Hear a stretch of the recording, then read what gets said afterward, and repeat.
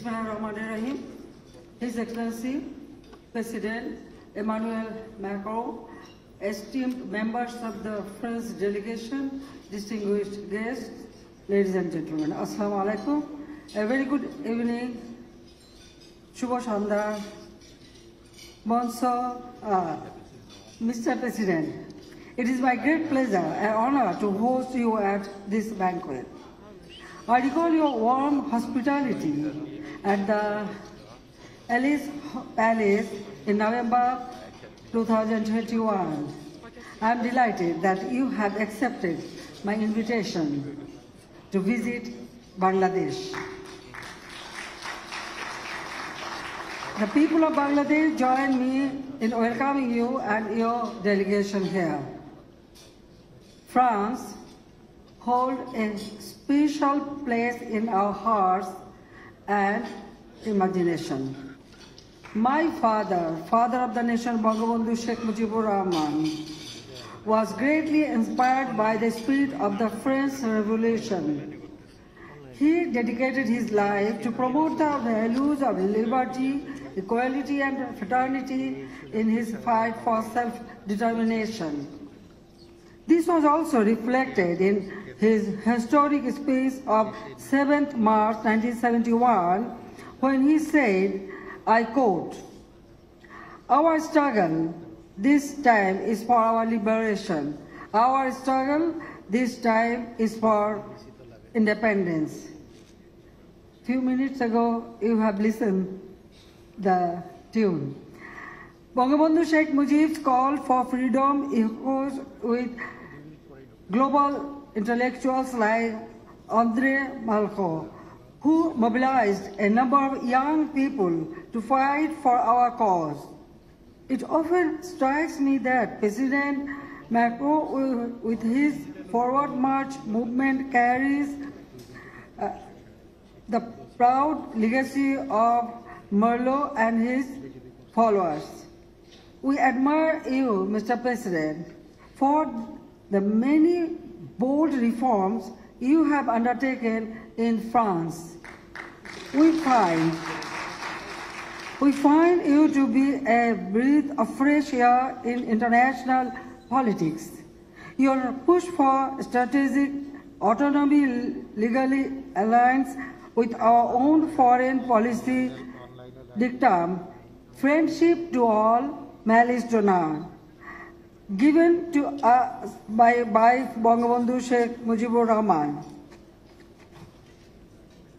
France has been our trusted development partner since our independence. We have developed a robust trade partnership with focus on responsible business conduct. We are opening up new areas of cooperation in strategic assets and advanced technologies. I am confident that our bilateral relations can move to strategic engagements for the shared prosperity for all in the Indo-Pacific and beyond. Our partnership can be a meaningful force to address the multiple crises of the world's climate change and cost of living that our world is facing now. On a lighter note, we have arranged for you to have a taste of our unique Kachi biryani. Both our nations are extremely proud of our cuisine, cultural and linguistic heritage. It is time to promote further interface and fusion between our two cultures to bring our two peoples closer to each other. May I propose a toast to your health with another delicacy of ours, juice made of amra, a popular local fruit.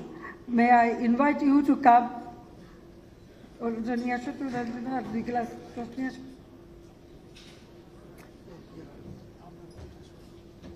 I invite you to come and say a few words to our people, and I want to have the toast. সবাই আমরা দিয়ে toast করেন। আবার নিজে দিয়ে toast. This for you. You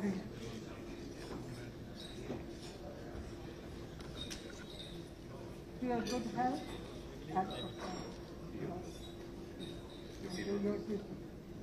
To your people, both.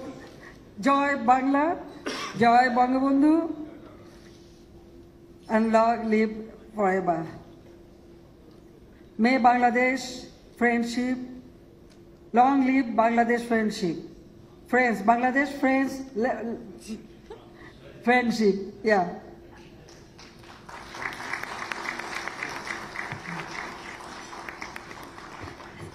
Thank you, Honorable Prime Minister. May we now cordially invite Honorable President of the French Republic, Emmanuel Macron, to kindly deliver his speech.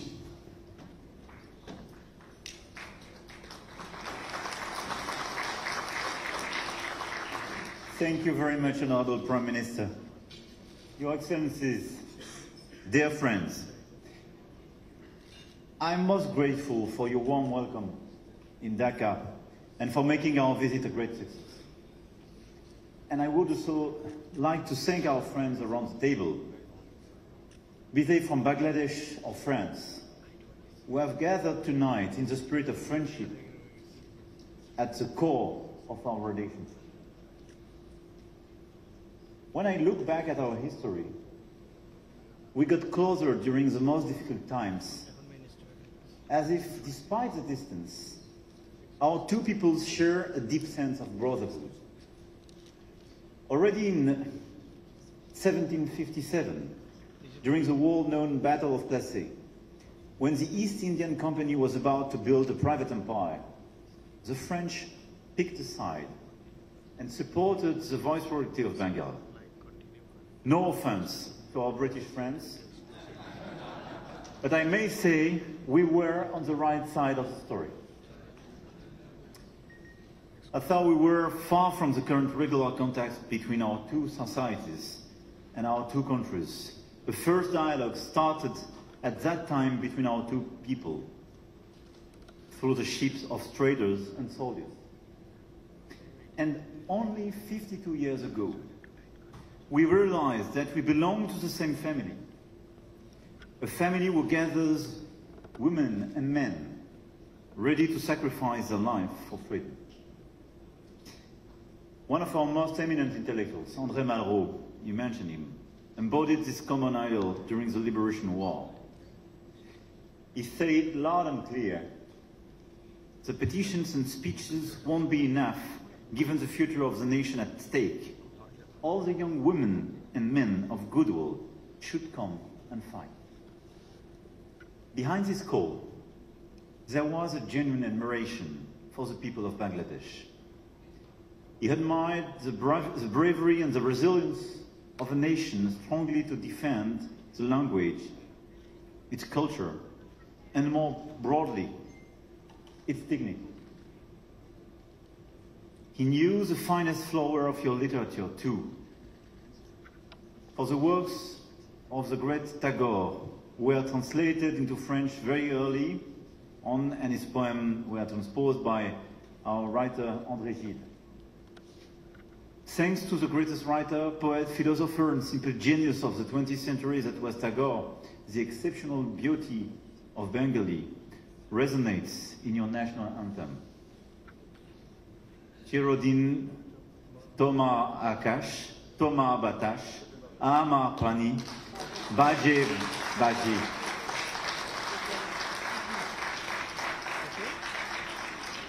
I wanted during my trip to pay tribute to this common history that binds us together in adversity. That's why I will be visiting tomorrow a highly symbolic place in the history of the struggle for independence, your father's personal residence, from which he led several movements that led to the country's independence. I think the best way to pay tribute to the martyrs would be to acknowledge the tremendous success of Bangladesh over the years. Based on democratic principles and the rule of law, at the core of your identity, Bangladesh is progressively retrieving its place on the world stage, crossroad for trade, science, and culture. Those assets will be more than needed to face the current challenges, especially climate change. From the immensity of your beach to the beauty of your lakes and the depths of the great mangrove forests of the Sundarbans, a country where nature is as abundant as as yours knows the importance of preserving its environment. I want to praise your leadership on this issue, and you can count on France and our full support in order to convince the countries mainly responsible for the emission of greenhouse gases, but also to help you to adapt. France will be again on your side.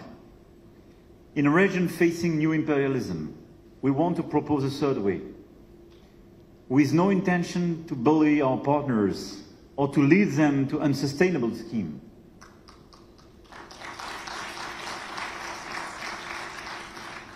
And as you did during the Liberation War, all our strategy is focused on strengthening the independence and the strategic autonomy of our friends to give them the freedom of sovereignty.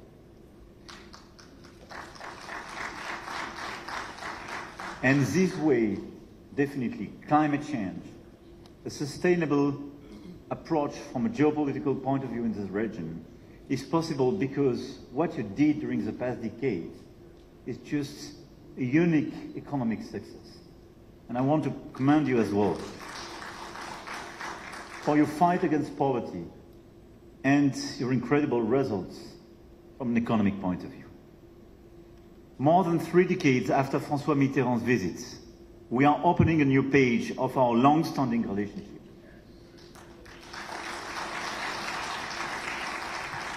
Thank you so much for honoring France and for honoring the entire French delegation with your invitation. This honor is at the aid of the friendship that carries our two countries. Let me, in turn, raise a toast to your country with its long history and wish our two countries an equally long shared journey. I want to have this toast to our friendship, for the past and for the future. Good evening to everybody.